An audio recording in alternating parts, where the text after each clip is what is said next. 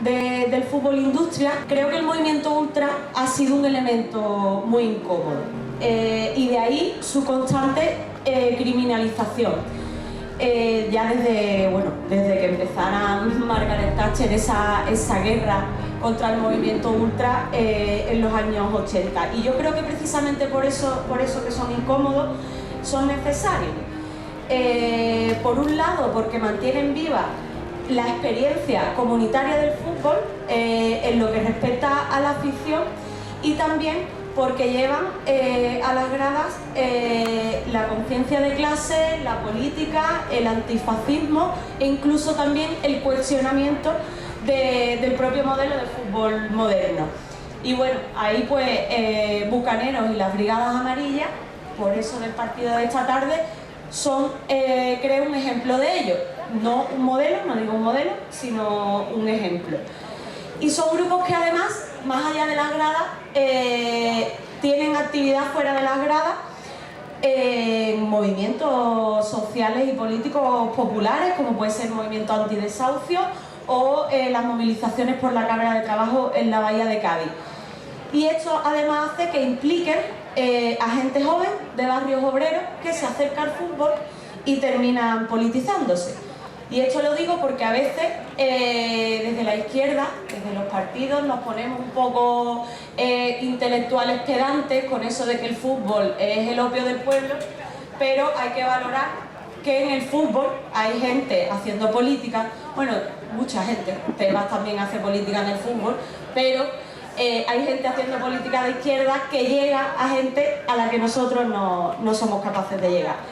Y en mi experiencia concreta, porque yo puedo decir que mi conciencia política, al menos en su inicio, empieza en gran parte por mi experiencia adolescente en la grada, y conozco a un montón de gente más a la que le ha pasado eso. Luego, otro apunte de importancia respecto a esto, que los aficionados somos consumidores, es importantísimo porque la publicidad y los patrocinios son pilar central también de este fútbol negocio, ¿no? Y bueno, que la afición es más importante, y sobre todo importante como consumidora, quedó clarísimo la temporada pasada, en una temporada entera sin afición en las gradas, ¿no? Más claro que eso, pues no hay nada. En ese sentido creo que la prohibición de las casas de apuestas, la prohibición que se ha hecho del patrocinio de las casas de apuestas y su limitación presupuestaria, su limitación publicitaria, perdón, creo que ha sido un golpe importante al fútbol moderno, al fútbol negocio. Creo que ha sido valiente, y además creo que está íntimamente ligado con lo que hablamos hoy, porque precisamente, bueno, los negocios de casas de apuestas, tanto físicos como online, pues tienen precisamente gran proliferación y arraigo en los barrios populares, en las clases populares y trabajadoras y en la gente joven, porque se alimentan directamente pues de la necesidad y la falta de recursos y expectativas. Así que creo que ha sido un paso importante. Y sí, también algunos grupos ultras llevaron esta reivindicación a las gradas. Nosotros también lo hicimos, la Juventud Comunista también lo hizo, pero era importante que la reivindicación estuviera en el centro mismo del debate.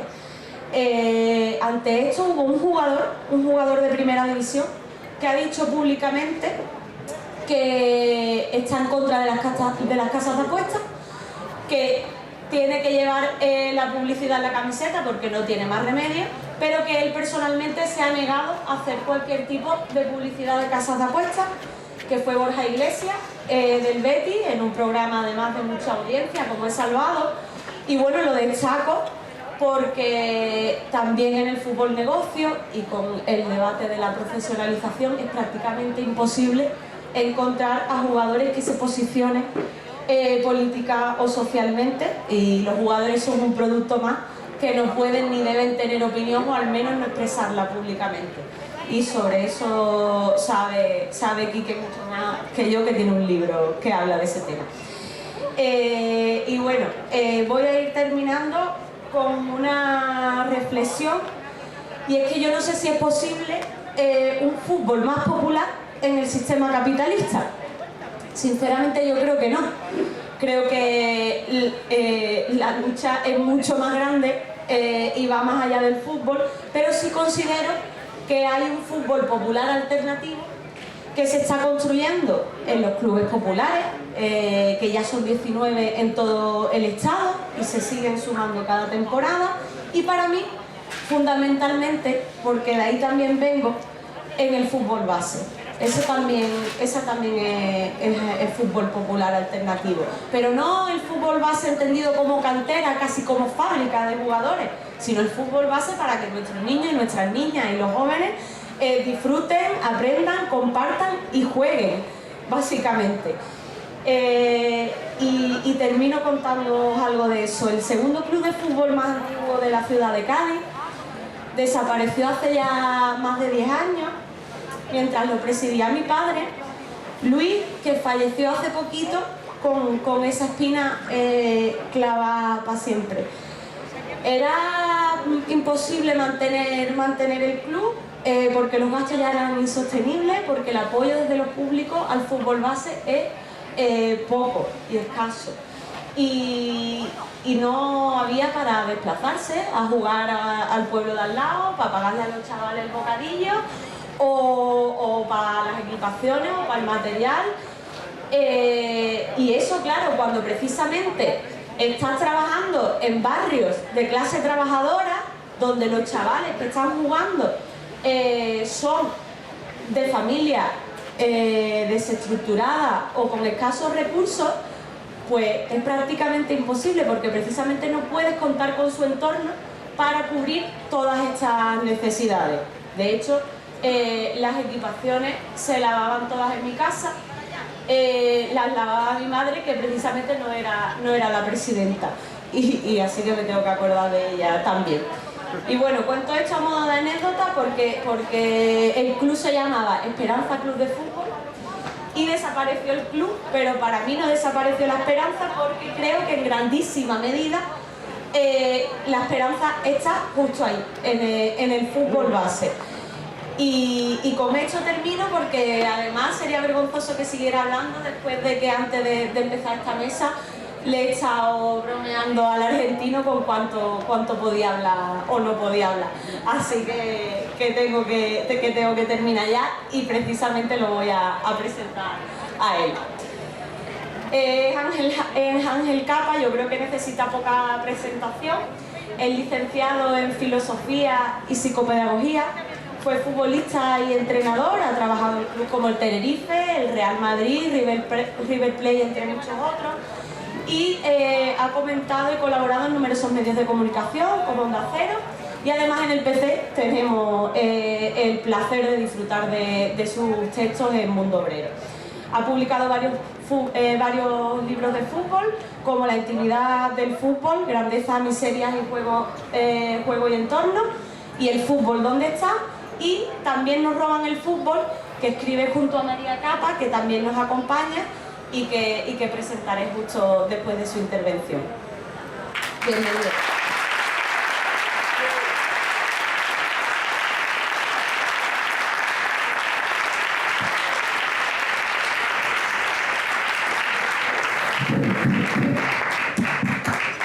Resulta que nosotros los argentinos tenemos la fama de hablar mucho, pero ahora me doy cuenta que hay que competir con los andaluces.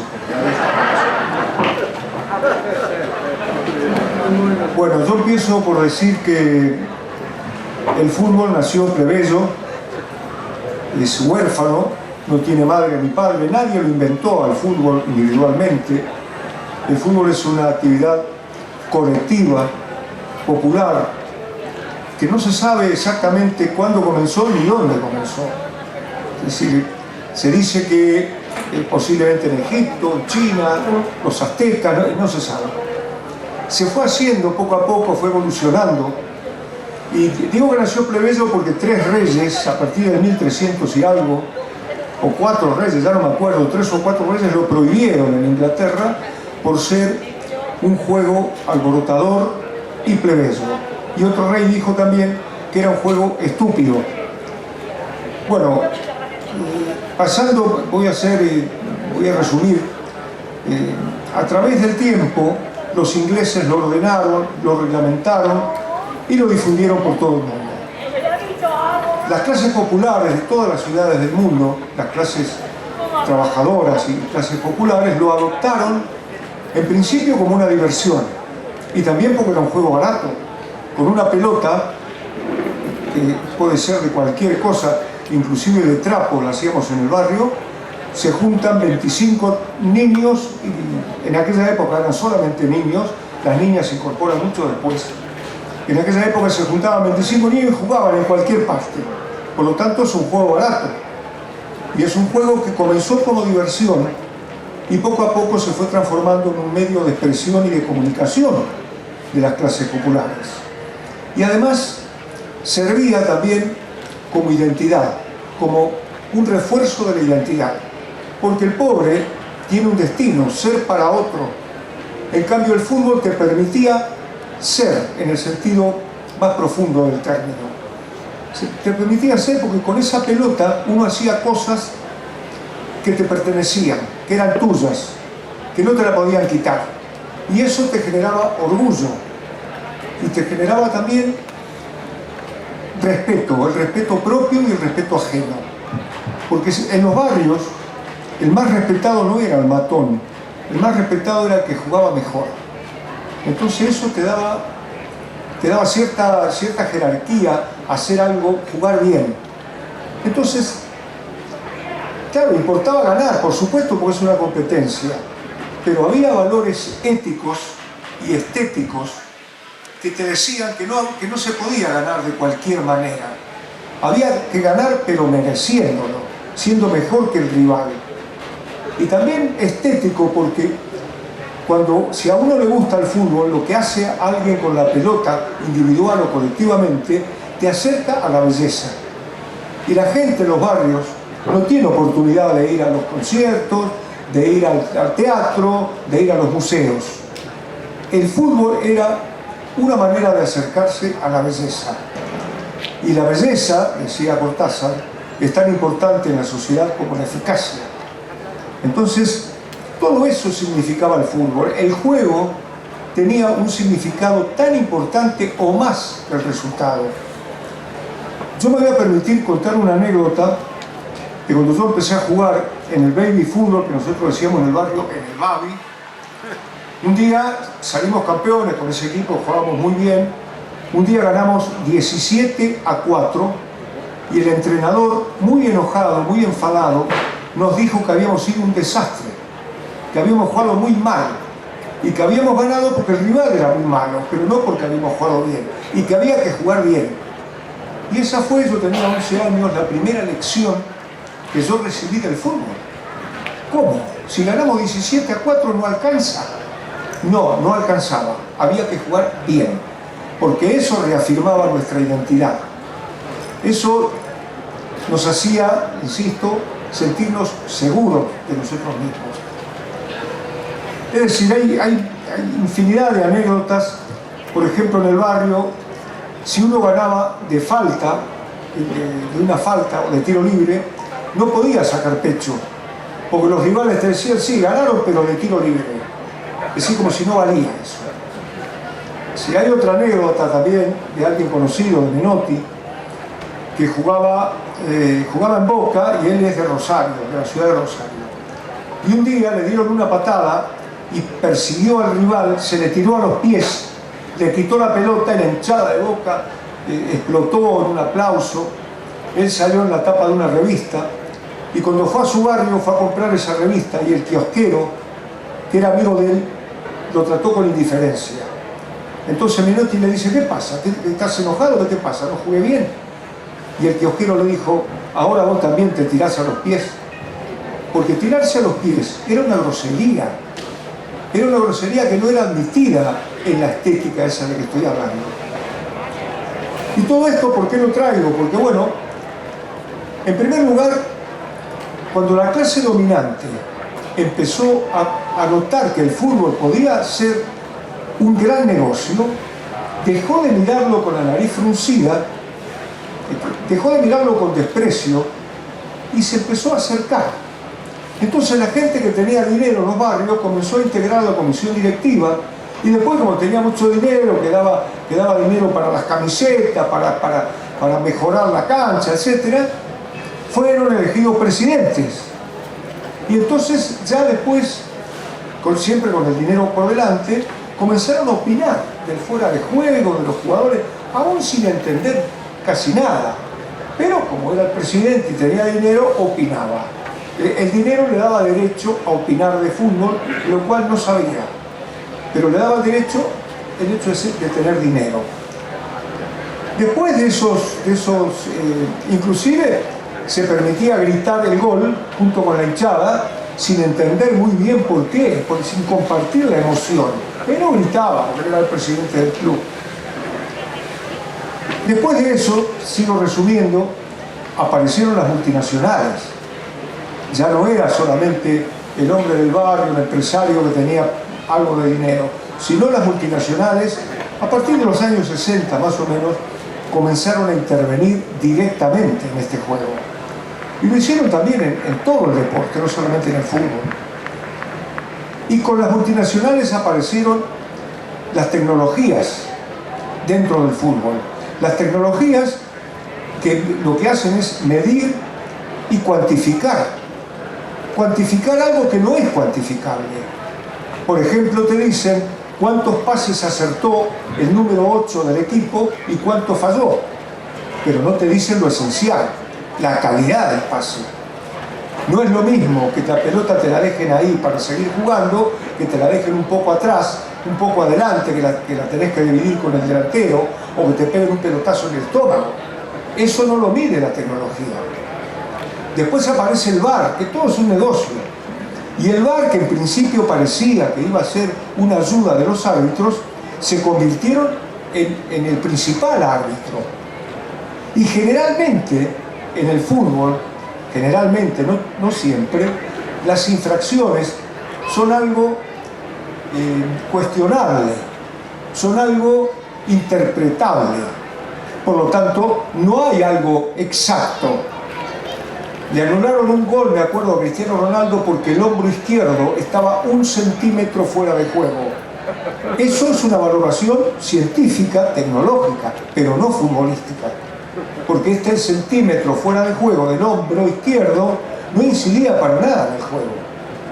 Eso requería una interpretación futbolística. Pero los árbitros se inhiben y que decida el VAR. Bueno, la tecnología, insisto, vino con las multinacionales. ¿Por qué? Porque es un negocio muy grande. Todos los aparatos que miden cuestan mucho dinero. Hay un aparato que lo utilizaron en Alemania, un aparato que es un rectángulo donde hay ventanas, distintas ventanas. De una ventana sale primero un silbato y sale una pelota y se enciende una luz verde y el jugador tiene que poner la pelota en esa ventana de luz verde. Bien, eso dice que prepara a los reflejos del jugador, y es mentira. Eso prepara para eso, nada más. Y como en la cancha se llegan a poner ese rectángulo con un silbato que le advierte al jugador cuándo va a salir la pelota, estaría bien. Pero no ocurre eso en la cancha. Por lo tanto, eso no sirve para nada. Bueno, como eso mucho, pero como tengo que resumir, porque si no me regañan, vamos a hablar ahora de las consecuencias del juego. Decía yo que en principio no solamente valía ganar, sino también cómo. Había que ganar mereciéndolo. Ahora, el capitalismo le transmitió al fútbol sus valores empresariales. Por lo tanto, el juego ya no interesa tanto. Solamente vale ganar. Y hay muchos entrenadores y jugadores que dicen, ganar no es lo más importante, es lo único importante. Por lo tanto, el juego, aquello que nos daba identidad, aquello que nos permitía el orgullo, aquello que nos hacía sentir mejores, eso ya no tiene valor, da igual como juegues. Y el periodismo, que también está generando ese tipo de filosofía, ese tipo de concepción del fútbol, apoya eso. Entonces, si un equipo gana, le buscan de qué manera, aunque le hubieran hecho, el rival le pega 5 tiros en los palos, el portero es figura, y en un zapatazo de 40 metros ganaron 1-0, el periodismo no analiza el juego. El periodismo dice, si ganó, por algo será. Por lo tanto, empiezan a buscar algo para justificar al que ganó. Porque ganar es lo único que vale. No es lo más importante, es lo único importante. Eso es una consecuencia del capitalismo. El capitalismo desvirtúa el fútbol nuestro, el fútbol popular, y lo convierte en una empresa. Por eso, Eduardo Galeano dijo que el fútbol había hecho el viaje, el triste viaje del placer al deber. Porque, decía Galeano, no se juega para ganar, se juega para jugar. Ganar en todo caso es una recompensa. Ahora no, ahora ganar es lo único, porque el que gana vende. Y entonces hay todo un aparato mediático detrás para vender productos derivados del fútbol, para vender ídolos, para vender camisetas que son carísimas. ¿Y hasta qué punto llega la idiotización de que alguien compra una camiseta de 120 euros que dice Cristiano Ronaldo o Messi, sabiendo que no es la camiseta de Cristiano Ronaldo? Es cualquier camiseta que le ponen Cristiano Ronaldo. Bueno, la consecuencia del fútbol también, del fútbol de los empresarios, de los multinacionales, es la privatización del fútbol. Se ha desplazado de la propiedad del fútbol a los socios y a los hinchas. Ya no tienen nada que ni siquiera ningún aporte, no existen. Y hay pocos clubes que no están privatizados, el Real Madrid, el Barcelona, el Bilbao, creo, aquí en España, pero funcionan como si estuvieran privatizados. Entonces, ahora aparecen en el fútbol los jeques árabes, los multimillonarios, las fortunas dudosas que nadie averigua de dónde salieron, pero están ahí en el fútbol, y entonces le dan otro carácter al fútbol, ese carácter empresarial. Ya no tiene nada que ver con el fútbol popular, como decía la compañera. Ya es otra cosa. El capitalismo, como sabemos, que es un sistema criminal, como dice Frei Betto, y yo comparto, a tal punto es un sistema criminal que hasta el Papa Francisco dice que es un sistema que oprime al hombre, un sistema que mata y que hay que modificar. El capitalismo se ha apoderado del fútbol como un bien común, como otro de los bienes comunes, como la sanidad, como la educación, como los servicios sociales. Se ha apoderado de eso y ha desplazado a la gente. Ya no son hinchas, ya son clientes, a los cuales hay que venderles. Hay que venderles ídolos, camisetas, enceros, yo qué sé, de todo, relojes con la marca y entradas muy caras, además. Y además, si querés verlo por televisión, también tenés que pagar. Entonces, ya están fuera, digamos, le han quitado lo que correspondía, le pertenecía a la clase trabajadora, como dijo Menotti en cierta oportunidad. El fútbol pertenece a la clase obrera, y yo diría pertenecía a la clase obrera, ahora pertenece a las multinacionales. Y han dividido Sudamérica y África, se han convertido en abastecedores de los centros de poder económico futbolístico, de Europa, de México, de Estados Unidos. Entonces, igual que el resto de los trabajadores, materia prima, decía Galeano, antes exportábamos brazos y ahora también exportamos piernas para los centros de poder económico. El fútbol se convirtió en otra cosa. ¿Y cuál es la salida? Porque si no parezco muy pesimista. La salida es, como siempre, la lucha. Como siempre nos queda decir no.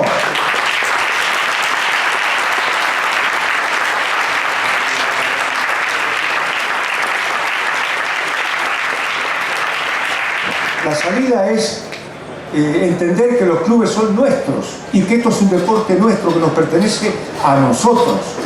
Por más que venga un jeque y con el dinero lo compre, igual es nuestro. Porque lo más importante, el fútbol no es una empresa, es un sentimiento.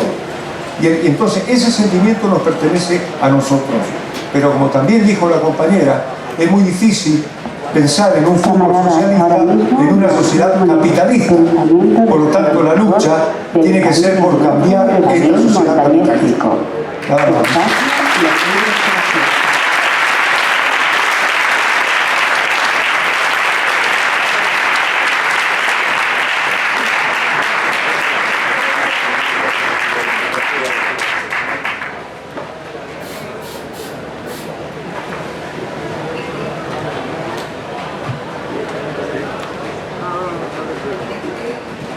La ha clavado, ahora voy a presentar a María Capa, que como he dicho, ella es coautora junto a Ángel de También nos roban el fútbol. Además es licenciada en periodismo con formación en artes escénicas, que ha escrito para medios como Libero, La Marea o El Diario. En su faceta teatral ha sido también profesora de investigación artística en dramaturgia en la Universidad Internacional de La Rioja. Bienvenida, María.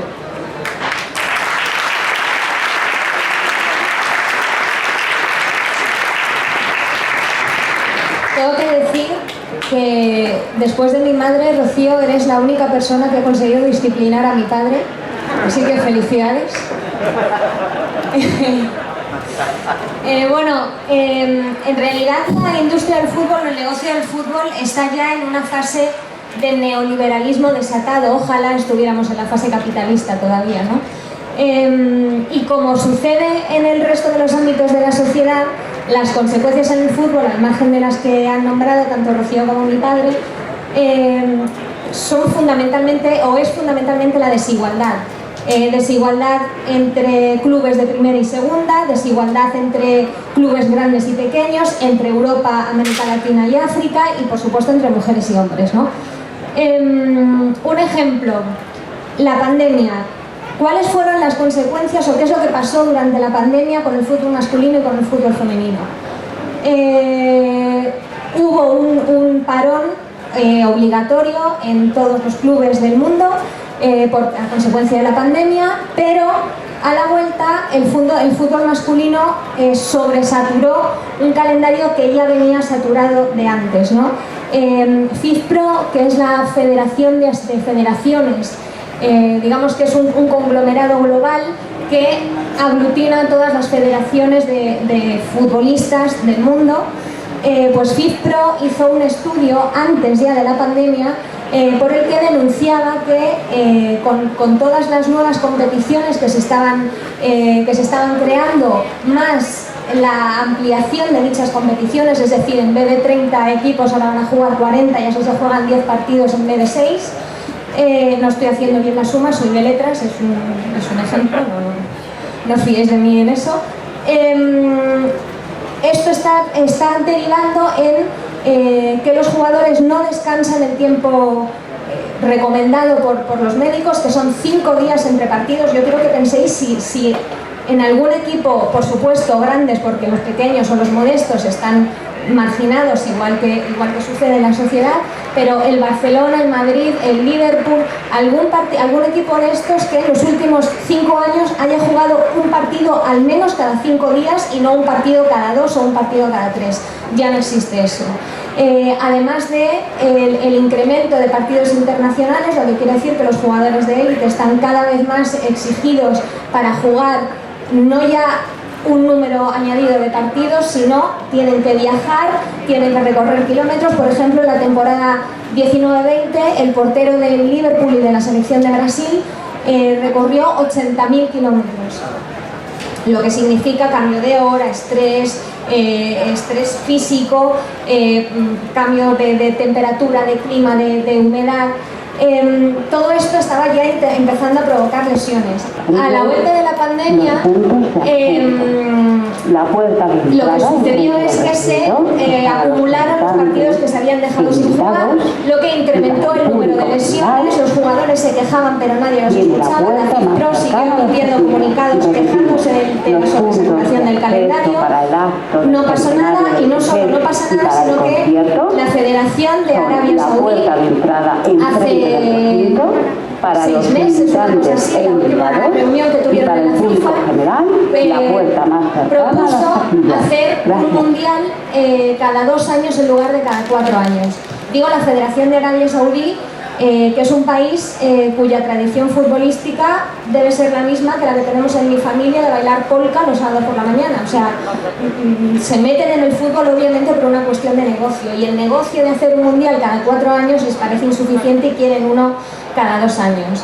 Infantino se emocionó con la propuesta y creó un equipo de trabajo. Papá, ¿sabes quién lidera el equipo de trabajo, por cierto, para crear un mundial cada 2 años? Arsène Wenger lo lidera.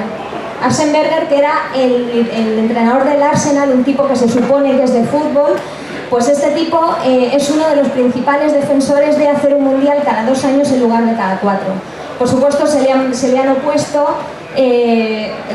Inglaterra, que debe ser Inglaterra y Escocia, porque consideran que perjudica, justo lo que estaba hablando Rocío también, bueno, y lo que estaba hablando mi padre, ¿no? Perjudica a los clubes, y no están hablando del Madrid o del Liverpool, del Manchester, están hablando de los clubes pequeños y de los clubes de segunda y de segunda B, que en Inglaterra todavía conservan esa esencia de comunidad, esa esencia de lugar donde vas a compartir con la excusa de ver un partido de fútbol o de jugar un partido de fútbol, ¿no?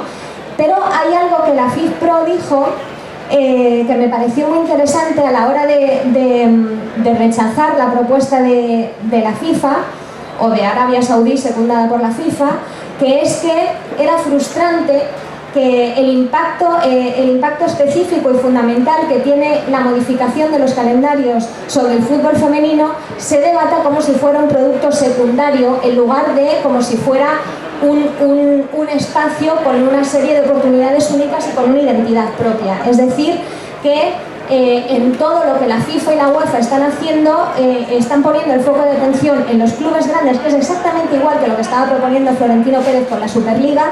La FIFA y la UEFA lo están haciendo a nivel internacional con determinados clubes y con determinadas selecciones, o con determinados eventos que promueven determinadas selecciones, en detrimento de la salud de los clubes pequeños, masculinos y femeninos, y sobre todo del fútbol femenino, ¿no? También, por ejemplo, el fútbol femenino en España está siendo brutalmente ninguneado, a pesar de vender o de tratar de generar una imagen de respeto, ¿no? por las jugadoras de fútbol. Irene Lozano, que era la anterior presidenta del Consejo Superior de Deportes, anunció en marzo que a partir de junio la primera división de la Liga Femenina iba a ser profesional. Para esto, ¿qué es lo que hace falta? Hace falta que se creen los estatutos y se nombre un presidente que no sea ninguno, que sea independiente de los clubes. El Consejo Superior de Deportes tiene que aprobar este estatuto, se lleva a la asociación, al registro de asociaciones deportivas para hacerlo oficial, y a partir de ese momento las jugadoras tienen los mismos derechos laborales, o los mismos escasos derechos laborales que tenemos el resto de los trabajadores, ¿no? Cada vez menos, pero bueno, por lo menos tienen la obligación de un salario mínimo, se establecen horarios laborales, se establecen una serie de normas o de regulaciones para las bajas laborales, como somos mujeres, obviamente por el tema de maternidad, que es un tema muy importante. También se mejoran los equipos que tienen que estar que tienen relación con los clubes de fútbol, el médico, el fisioterapeuta, el kinesiólogo, y por supuesto también se mejora la calidad de los viajes y de los lugares donde se tienen que alojar, porque por ejemplo las jugadoras irlandesas de la selección irlandesa denunciaron hace ya tiempo, y eso ya se ha revertido, que tenían que cambiarse en baños públicos de restaurantes antes de ir a jugar un partido, porque ni siquiera tenían un lugar, un vestuario en los campos donde tenían que competir. ¿Qué ha pasado? Que el Consejo Superior de Deportes, el estatuto está aprobado por mayoría de 2/3. De los 16 equipos que conforman la Liga Femenina, hay 4 que se han opuesto a esos estatutos, que son el Madrid, el Barcelona, el Athletic de Bilbao y el Madrid Club de Fútbol Femenino, que no es lo mismo que el Real Madrid. Se han opuesto, y por lo tanto el Consejo Superior de Deportes ha llegado a la conclusión de que si no hay unanimidad no quieren aprobar el estatuto. También José Manuel Franco, que es el nuevo secretario de Estado para Deporte, y que en la línea de lo que viene sucediendo con todos los gobiernos desde hace 20 o 25 años en España, no tiene ningún tipo de relación con el deporte, porque igual que la cultura, que ahora está Iceta como secretario como secretario de Estado para la Cultura, y tampoco tiene ninguna relación con la cultura, porque en este país la cultura y el deporte son derechos de segunda. José Manuel Franco ha dicho que no quieren cometer los mismos errores que se están cometiendo en el fútbol masculino y que por lo tanto la unanimidad es importante, aunque reconoce que no es legal, que no es un requisito legal, igual que no es un requisito legal meter a la federación y que la federación apruebe esos estatutos. Sin embargo, el Consejo Superior de Deportes ha decidido que la federación también tiene que dar el visto bueno. Camaradas, obviamente no es una cuestión de unanimidad, es una cuestión de que el Madrid, el Barcelona y el Atlético de Bilbao, que son tres equipos fuertes en cuanto a fútbol femenino, se oponen, y por lo tanto si el negocio se opone, las jugadoras se oponen. Perdón por la expresión, pero es así.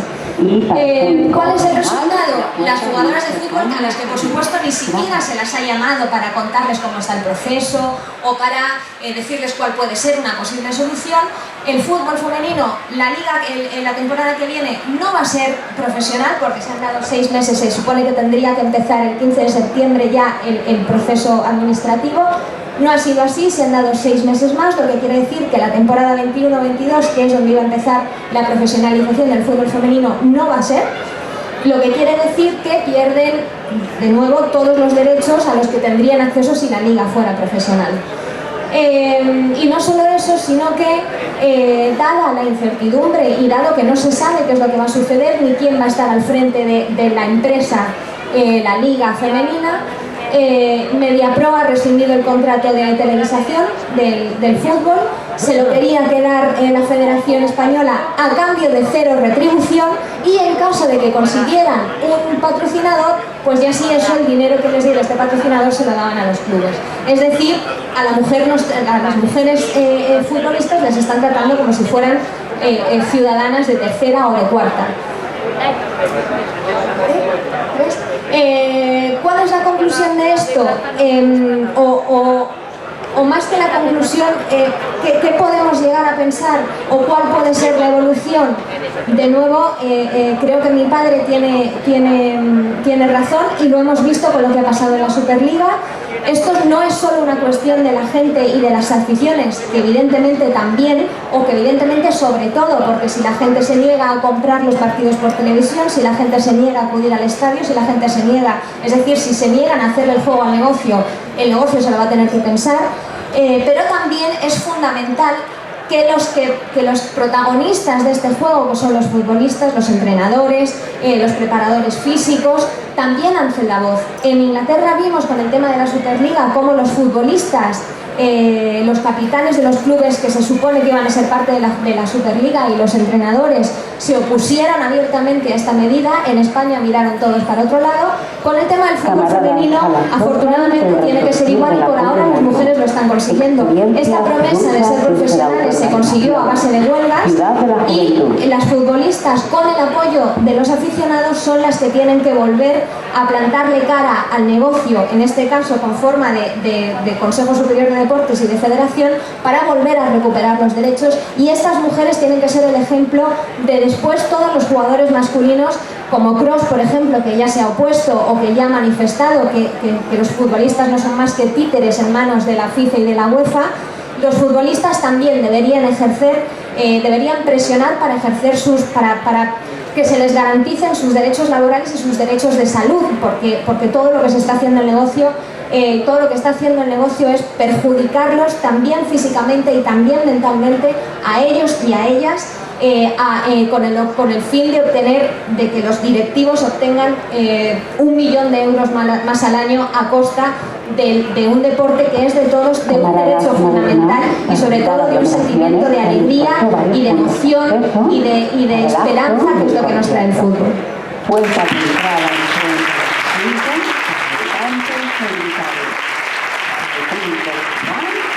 la puerta más cercana a las capillas. quiero aclarar dos cosas. Primero que ella no es argentina, es española. Y la segunda, que de ninguna manera consideramos una conspiración esos parlantes como estamos hablando.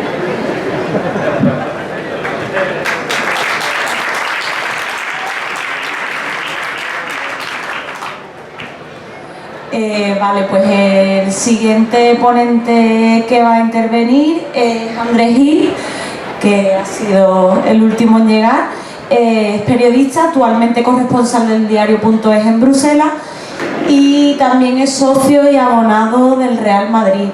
El pobre.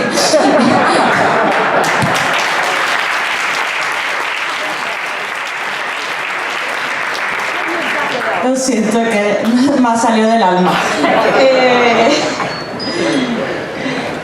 Resulta que incluso llegó a jugar en las categorías inferiores del Real Madrid como portero, y bueno, como ya le dije, para mí es que además es la pareja de mi camarada Clara, porque a ellos también le tienes que tocar de vez en cuando ser la pareja de. Y nada, bienvenido y dale.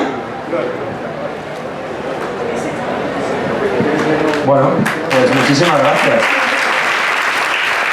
La verdad, me hace mucha ilusión estar con personas aquí como María, Ángel y Quique, ¿no? Tan admirados y que tanto han pensado sobre todo esto y con tanto tino y tanto interés. La verdad es que yo tampoco, cuando me propuso Jaime Moreno venir aquí, dije, yo qué iba a decir, si yo, en fin, a mí me gusta mucho el fútbol, yo jugaba de pequeño, en una época en la que los campos eran de tierra, donde ahora hay 5 torres de multinacionales, por ejemplo. Ahí teníamos la ciudad deportiva donde entrenábamos en campos de tierra. Y es que los equipos ni siquiera llevaban marcas, porque las marcas deportivas, el patrocinio de los... Ángel se lo sabrá, es una cosa relativamente reciente. Yo recuerdo que fue un acontecimiento que en Madrid empezara a llevar Adidas, porque nosotras se marca, daba igual aquello, ¿no? Y escuchando y leyendo lo que ellos cuentan, te das cuenta de que ese proceso en el que el capitalismo absorbe el fútbol también tiene una consecuencia en el sentido de que el fútbol es un gran elemento, el deporte es un elemento de comunicación de cambio, de posibilidad de cambio, porque tiene una repercusión mundial. Es extraordinario todo lo que se ha ido desarrollando alrededor del fútbol y del deporte. O sea, a veces pienso, cuando estudiamos el documental de Leo Riefenstahl de los Juegos Olímpicos del 36, cómo era un proyecto para dibujar a un hombre nuevo, de una sociedad nueva, en este caso nazi, en el que se idealizaba mucho a la persona aria, y cómo se usa siempre el deporte, se puede usar, y el fútbol se está usando para transmitir una serie de valores. Entonces yo creo que lo que nosotros podemos hacer también es reivindicar que hay otros valores que puede transmitir el deporte, y en este caso el fútbol. Lo hemos visto recientemente con la capitana de la selección americana, por ejemplo, cómo ha confrontado con Donald Trump, y ha sido algo conocido en todo el mundo. Hemos tenido ejemplos, todos lo recordaréis, en México 68, acaba de ser asesinado Martin Luther King, estaban las Panteras Negras, y esos dos atletas negros levantaron el puño, que era el símbolo del poder negro, en un momento en el que estaba viva la guerra de Vietnam, en el que para entrenar, para los atletas propios, no podían entrenar en equipos mixtos, estaban los blancos por un lado y los negros por otro lado, y fue una imagen que seguramente ayudó a cambiar cosas. El propio Mohamed Ali ha sido un personaje que el tipo renunció a ir a la guerra de Vietnam, le castigaron 3 años sin poder combatir, perdió con eso millones de dólares. O sea, es un sacrificio personal también el de confrontar y de entrar en esa batalla cultural, ¿no? Yo creo que hay muchos ejemplos. Yo cuando era chaval y jugábamos al fútbol allí en la ciudad deportiva, siempre realmente el valor que te transmitían era el que estabas en un equipo, en el que necesitabas de los compañeros para ganar, en el que necesitabas ayudarte en las coberturas, necesitabas, solo entre todos podías ganar.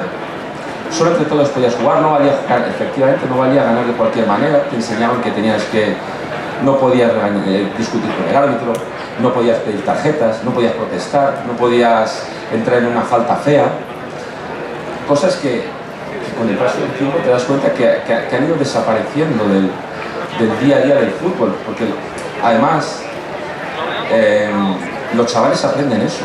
O sea, yo tengo un hijo que juega al fútbol también y ves en los campos que los padres discuten con los árbitros, que los chavales fingen, se hacen el pepito piscinas todo el rato, o sea, fingen lesiones, fingen entradas, discuten, se insultan. Una cosa que es, para mí es muy chocante, ¿no? Porque el deporte es otra cosa. Anoche estuvieron aquí los chicos del Maíz, ¿no? Que tienen una canción en la que una estrofa que canta Tony Mejías es: y ahora el debate si Casillas debe ser titular, porque los medios de comunicación, digamos que estamos a contar eso, ¿no? Porque también esta noche cantazó, que además es una canción sobre el fútbol que han cogido una frase de Ángel al principio, que dice, bueno, algunos señalan a la luna, pero otros miran al dedo. Es verdad que muchas veces también el deporte ha servido para eso, ha servido para aplacar, o ha servido para distraer, ha servido para, bueno, aquel, lo del opio del pueblo, ¿no? Si acaso ahora es el fútbol, el pan y circo, etc. Pero yo creo que tiene otros, que se le puede resignificar también, que hay un espacio para eso, hay un espacio para vender otro tipo de virtudes que tiene el deporte. Y en este sentido, yo creo que personas como Kappa, como Jürgen Klopp, también el alemán, ¿no? Que son capaces de articular un mensaje que no es generalizado, y muchas veces, que también esto lo explica mucho Quique, ¿no?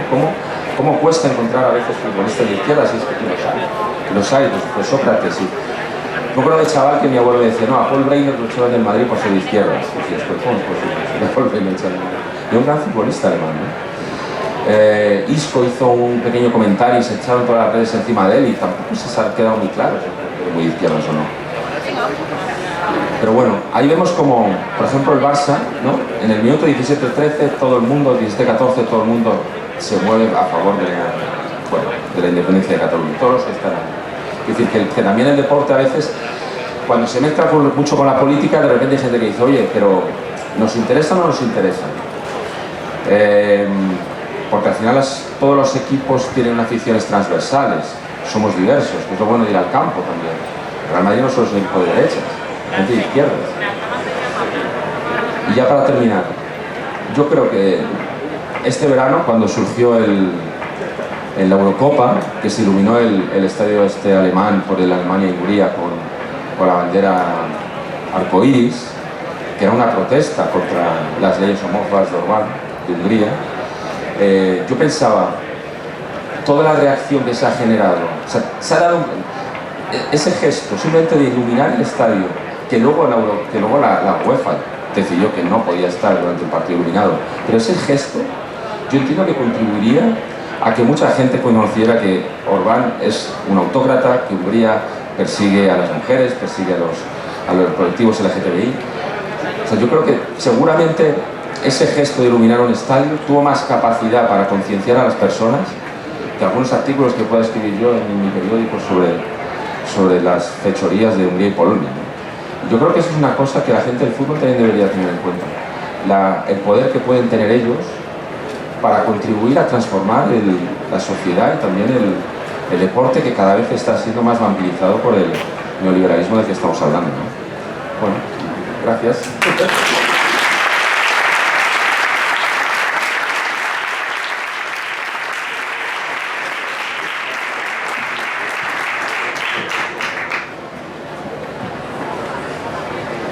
Bueno, y terminamos con la última ponencia y, como luego he dicho, tendremos un breve tiempo por si queréis hacer alguna pregunta o por si ellos mismos quieren apuntar algo más.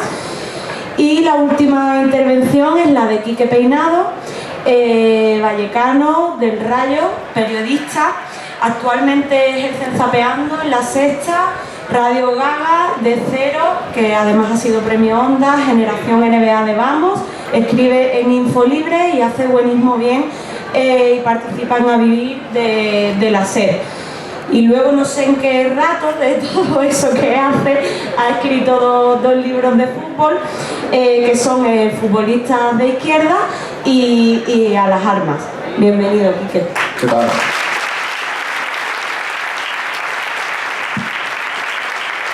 Bueno, lo primero, daros las gracias a todos y a todos los que estáis aquí, que además algunos pinta de que anoche estabais en el concierto de los Chicos del Mundial. Y me parece muy meritorio que estéis aquí esta mañana. Me alegra de que la disciplina y la militancia comunista sirva también para estas cosas, que son muy necesarias en estos tiempos, y es para madrugar.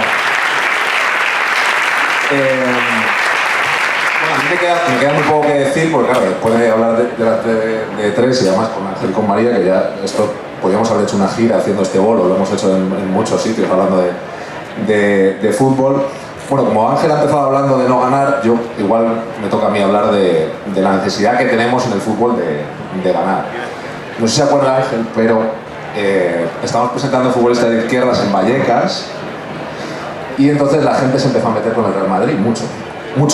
Ahí había gente de bucaneros y tal igual, aquello se calentó un poco y tal, ¿no? Y entonces un señor se levantó y dijo: vamos a ver, yo soy militante del PC desde la clandestinidad. Y llevo toda la vida militando, toda la vida tal, no se dice. Llevo toda la vida perdiendo. Así que haced el favor de dejarme ser del Real Madrid, que es lo único en lo que gano en la vida. Que no me jodáis. Y el tipo a mí me hizo reflexionar, ese señor, de la necesidad que tenemos de ganar. Es decir, nos pasamos la vida perdiendo, ¿no? Y en el fútbol nos hemos hecho de equipos que son una puta mierda y que perdemos un montón de veces. Y es un asco perder. Es una hartura perder constantemente, es una puta mierda. A mí me gustaría ganar. Para 4 veces que he ganado, joder, es verdad que lo disfrutas mucho más, pero a mí me gustaría ser el único que gana. Pues creo que, llegados a un punto en el que el fútbol es lo que es, digamos que tenemos necesidades de ganar. Es decir, si el otro día se oye presa vete ya en toda España, y mucha gente se empieza a interesar de, oye, ¿qué pasa en Vallecas? Bueno, es un conflicto que está enquistado desde hace muchísimos años, pues es porque ese equipo fichó a Radamel Falcao y mucha gente estuvo atenta a que fichaba a Radamel Falcao, ¿no? Es en ese momento en el que la gente tiene que aprovechar para decir, oye, en este momento en el que estamos ahí, o en el momento en el que marca un gol Falcao y todo el campo canta presa vete ya más que rayo, pues creo que es en el momento de hacerlo, ¿no? Cuando ganamos. Pero para eso hay que ganar. Evidentemente, en el fútbol de hoy día la participación de la gente en la posibilidad de ganar es nula. Pensar que existe un fútbol popular en el fútbol profesional es una ilusión, no es verdad. De hecho, y esto es una cosa que a mí me duele muchísimo, el Bayern de Múnich es un club más popular que el Rayo Vallecano o que el Cádiz, porque en Alemania existe una ley por la que la mitad más una de las acciones tienen que estar en propiedad de pequeños accionistas. Por lo tanto, el Bayern de Múnich, en su esencia, es más popular que el Cádiz o que el Rayo Vallecano. Y esto es así. Vivimos en el fútbol que vivimos, en España. Bueno, yo creo que, no sé si el neoliberalismo, pero desde luego los marcos del neoliberalismo han arrasado, han movido el tablero de una manera tan tremenda, pues hasta el punto de que la socialdemocracia es extrema izquierda. Bueno, se ha movido todo y en el fútbol se ha movido todo también. Está absolutamente perdido para las clases populares.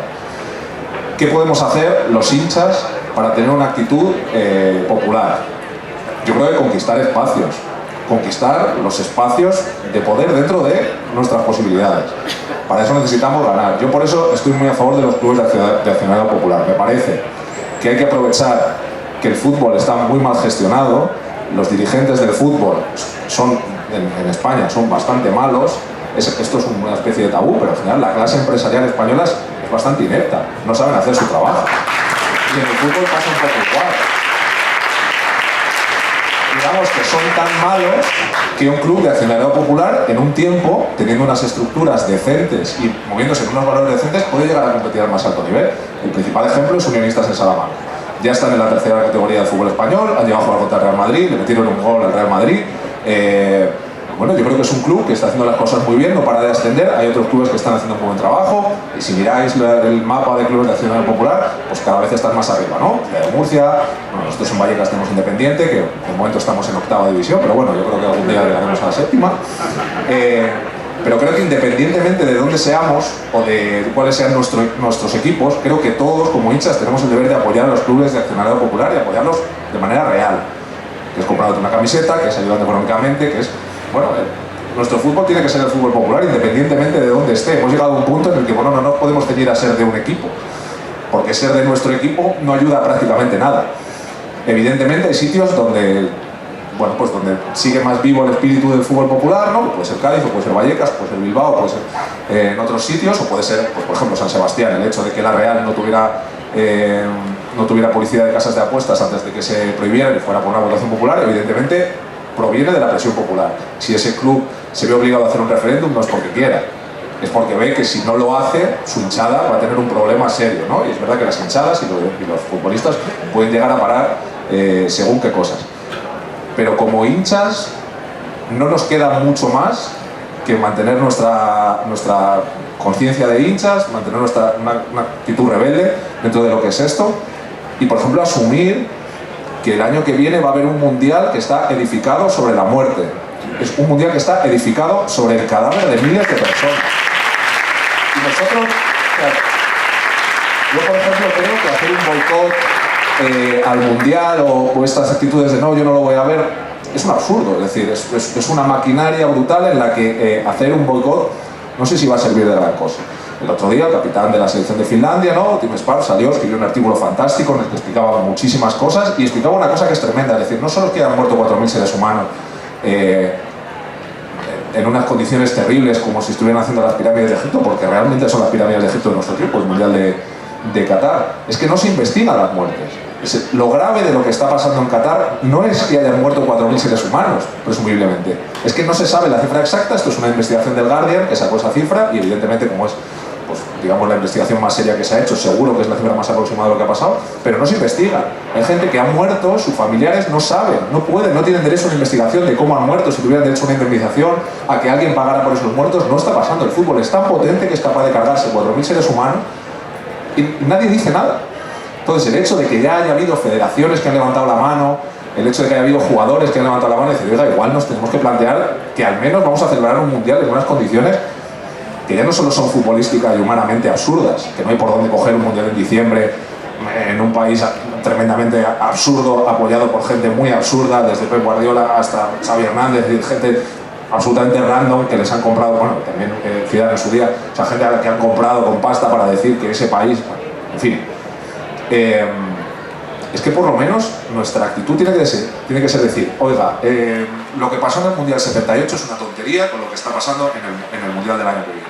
Es una tontería, es decir, un Mundial como el del 78 en el que se asesinaba y se tenía encarcelados y torturados a gente a 500 metros del campo donde se celebraba la final, en términos cualitativos y cuantitativos seguro, no es nada comparado con la aberración que es el Mundial del año que viene. ¿Qué podemos hacer nosotros como hinchas? De manera efectiva, nada.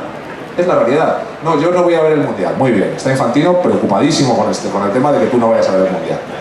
Tú tienes que ver el Mundial y disfrutar de la fiesta del fútbol porque es una fiesta cada 4 años y tenemos que disfrutarla porque nos gusta esto. Ahora, lo que no podemos dejar de decir es, yo creo que nuestra actitud, pues como periodistas, como gente que tenemos una bota, es decir, oiga, este Mundial está edificado en la muerte, es un Mundial criminal y todas las personas que promueven el Mundial en este sitio, en estas condiciones, son criminales. Y supongo que desde la acción política intentar que alguien pague por la muerte de estas personas. Por eso me parece tan necesaria la acción política institucional. Es decir, aquí en España se han prohibido las casas de apuestas en el fútbol. Eso es una voluntad política y es una acción política. Y en eso tenemos que estar. Y es decir, a lo mejor lo que tenemos que hacer como hinchas es exigir a la gente a la que votamos que los sistemas de accionariado en el fútbol sean parecidos a lo que son en Alemania. Y no estamos hablando de lo que son en Cuba, estamos hablando de lo que son en Alemania. Que Alemania es un país que es lo que es, pero que respeta unas esencias básicas del fútbol, que es, bueno, que los clubes siguen teniendo una esencia más o menos popular, sobre todo porque no desembarcan estados a comprar clubes o archimillonarios a comprar clubes. El fútbol además sigue siendo altamente competitivo y es un fútbol además en el que se reivindica y en el que, bueno, pues, las aficiones, incluso los futbolistas, hablan con cierta libertad, ¿no? Y dentro de, o sea, comparado con el fútbol español es Vietnam. Entonces, bueno, si venimos aquí a hablar de fútbol popular y de actitud de fútbol popular, o sea, yo soy muy pesimista en el fútbol profesional. Pues eso, la actitud del fútbol popular o la esencia del fútbol como la conocemos, digamos que de la raya de cal para adentro no existe, y las oficinas de los clubes no existen, y yo soy de un club que es el mío y que está gobernado por la ultraderecha, y sé lo que hay. Es decir, esto no lo podemos ver. ¿Qué podemos hacer? Podemos utilizar las parcelas que el fútbol nos da, la atención, la trascendencia, el ocupar espacios mediáticos, políticos, y utilizarlos para reivindicar, no solo para reivindicar un fútbol mejor, sino para reivindicar una sociedad mejor. Y esa tiene que ser nuestra actitud, pero para eso yo creo que es necesario ganar. Entonces, como conclusión, no renegar del ganar, que son muchos años renegando del ganar, ¿no? Diciendo, me da igual, no, a mí no me da igual ganar. Hay que ganar para ocupar espacios y para estar en sitios importantes desde los que poder reivindicar. Y segundo, yo pediría a la gente, de verdad, que se informen mucho de los clubes de acción popular, que apoyen el fútbol popular, porque podemos aprovecharnos de la ineptitud de la gente que comanda el fútbol y en unos años podemos tener un club de acción popular en primera división o en segunda división, con todo lo que generará eso en el mundo, porque, lo decías muy bien, una cuestión relacionada con el fútbol, un gesto, tiene muchísima más trascendencia, llega a muchísima más gente y ayuda muchísimo más que 200.000 artículos, todas estas charlas y esta fiesta del PC en la que estamos todos aquí encantados de estar. Entonces nada, solo deciros que intentéis apoyar el fútbol popular, que sigamos manteniendo la actitud, bueno, pues la actitud dentro de que el fútbol es una fiesta que nació como nació y que es lo que es en su esencia, pues intentar seguir manteniendo ese espíritu, seguir reivindicando y a ser posible que el Rayo le gane al Cádiz esta tarde y ya está, que bueno.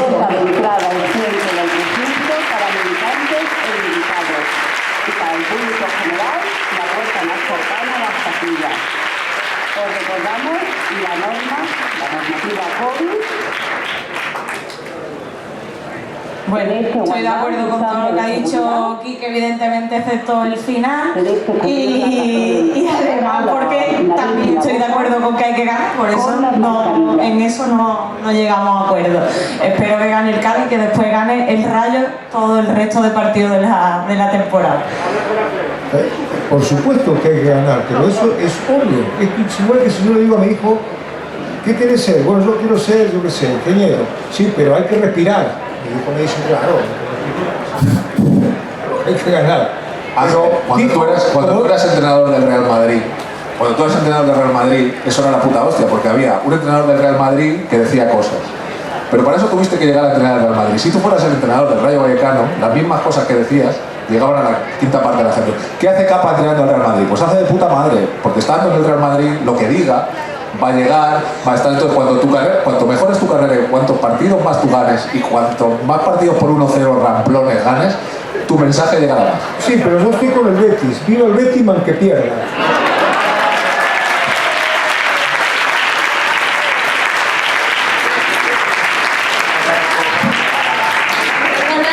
Sé que estoy viendo que quiere hacer una pregunta, déjame hacer un segundín y supongo que ella te la paso ahora, ¿vale? Un segundín. Hay una frase recurrente ya en el fútbol, que es que no hay que mezclar fútbol y política, y esto estoy recogiendo el guante de Quique también, de qué podemos hacer nosotros. Además de hinchas, somos ciudadanos. Y lo que están haciendo a puertas abiertas, lo que hacen bajo cuerda, ni lo sabemos, pero lo que están haciendo a puertas abiertas o públicamente los directivos de los clubes y los directivos de FIFA, UEFA, Conmebol, etcétera, es porque la ley se lo permite. Es decir, si se recalifican terrenos para vender, comprar o construir estadios, es porque hay una ley y una serie de políticos que se lo han permitido.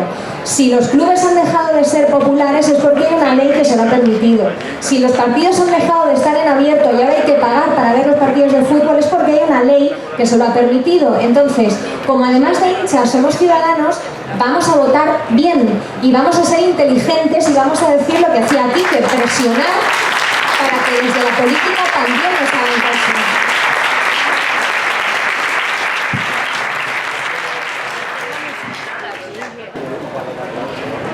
Agradecerte, Ángel, por el trabajo que haces en amplificar esa mirada del fútbol y también por lo que has hecho en el fútbol.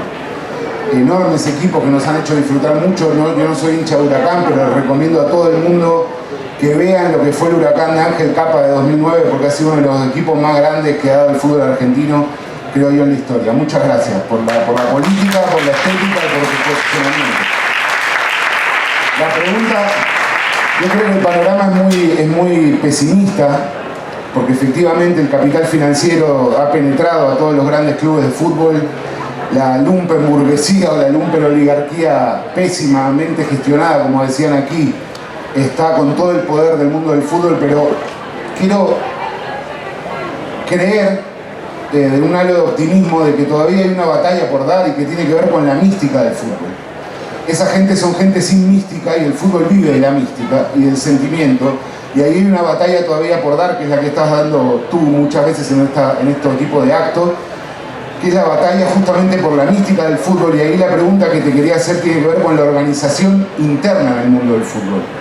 ¿Qué pasa con la gremialización, con el trabajo de sindicalización que en otros momentos tuvo un papel muy importante al interno del fútbol, apoyando a futbolistas que no llegan, garantizando pensiones de futbolistas retirados que se van a la lona, aunque han tenido momentos muy altos, ayudan justamente al fútbol femenino? ¿Por qué qué ha pasado con la gremialización del fútbol? Y lo segundo, si no crees que hay condiciones para crear una gran internacional de futboleros que compartan la mirada que tenés tú.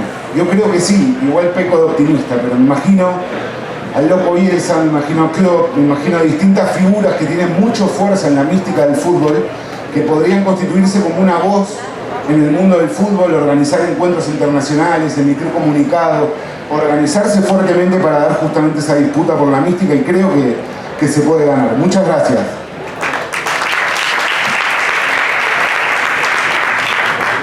Bueno, lo primero, en cuanto a los gremios de futbolistas y de entrenadores, el único gremio que tiene fuerza es el gremio de los futbolistas, porque si los futbolistas no juegan se termina la historia. Acá hubo una huelga, me acuerdo, de los jugadores de fútbol porque querían poner el fútbol en Navidad. Al final lo lograron, pero en esa época estaba Ronaldo, el brasileño, le hizo una entrevista y el periodista lo amenazaba indirectamente diciendo, bueno, que esto puede traer consecuencias, y Ronaldo lo cortó y le dijo, mire, si nosotros no jugamos no hay fútbol. Así que se terminó. Y esto, después los entrenadores no tienen ninguna fuerza el entrenador, porque el entrenador dice, no entrene, bueno, ponen a otro y se terminó la historia. En cambio los futbolistas sí, y a los futbolistas a no todos los tapan con montañas de dinero, porque todos los días salen los diarios los tipos que ganan muchísimo dinero. Pero una investigación que hizo mi hija en el libro que publicamos, habla, creo que era el 16% de todo lo que genera el fútbol va a pagar a los futbolistas, nada más que eso. Y de ese 16% habrá 100, 200, 300 que ganan montañas de dinero, pero acá solamente en España hay más de 6.000 licencias de futbolistas. Entonces eso es lo que uno extraña. Yo no sé por qué no se hace.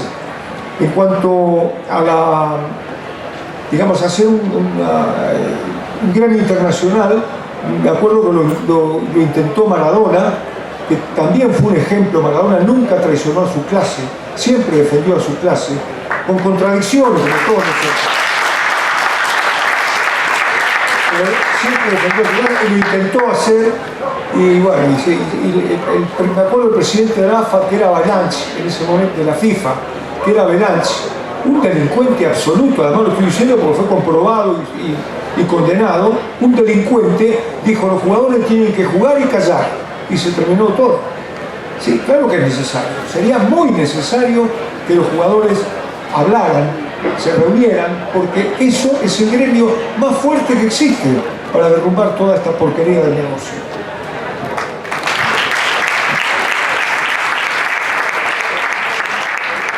Mira, aprovechando, primero gracias, he estado tomando apuntes de los 5. Parece que estamos escribiendo al móvil a nuestra pareja, a quien sea, pero yo lo que hago es tomar apuntes, porque me ha parecido interesantísimo todo lo que se ha dicho. Voy a aprovechar un tema que ha sacado Andrés, que era en los Juegos Olímpicos del 68, cuando hay dos atletas, Smith y Carlos, medalla de oro y medalla de bronce fueron, pero también la politización vino en la medalla de plata. La medalla de plata fue de un tal Peter Norman, australiano, que se puso una chapa, una pegatina de los derechos humanos en los Juegos Olímpicos, más o menos era lo que ponía, y efectivamente a partir de ese momento Peter Norman no volvió a competir, se le escondió, fue politizado y fue, vamos, perseguido durante toda su vida. Ahora vuelvo otra vez al fútbol, vuelvo a Ángel. Quería preguntarte, nosotros, los madridistas, como habéis comentado, madridistas de izquierda, hemos tenido siempre pues, cierto complejo, claro que sí, que estamos. Y estamos y pertenecemos a un club capitalista total, con un energúmeno como es el Florentino y tal, pero también, ¿qué consejos puedes dar a los madridistas para que no tengan este tipo de complejos, ¿no? Por ejemplo, tú, Ángel. Consejo ninguno. Yo cuando estuve con el Madrid me llevé la sorpresa, porque viajamos por toda España y también en el exterior, de que es un club absolutamente popular.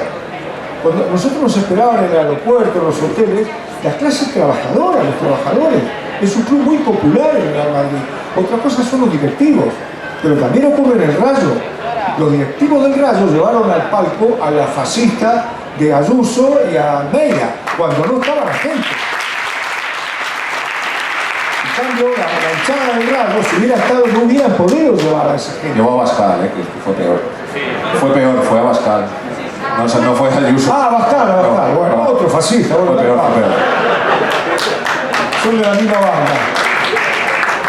Entonces, es un club muy popular, los directivos no tienen nada que ver con el resto de la gente. El Madrid es popular desde hace mucho tiempo. Hay que acordarse que cuando llegó Di Stéfano, el Madrid hacía 21 años que no era campeón. Entonces, me acuerdo que contaba Alfredo, que la mujer le decía, Alfredo, ¿dónde estuvimos? Dice, ¿dónde está acá? Dice, ¿dónde vinimos? No gana nunca este equipo. Porque hacía 21 años que no era campeón. Bueno, después empezó a ganar por una gestión muy eficaz de los directivos de ese momento. No hay que confundir, como tampoco hay que confundir los pueblos con los gobernantes. Son cosas distintas, no hay que confundir al pueblo norteamericano con los gobernantes norteamericanos. Los pueblos son aparte y los hinchas son aparte también.